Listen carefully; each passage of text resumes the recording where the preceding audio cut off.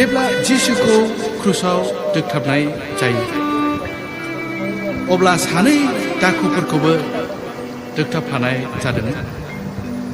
बै सानै दाखुफोरनि गेजेराव फोथायलायनाय आरो फोथायलायैनि बाथ्रा।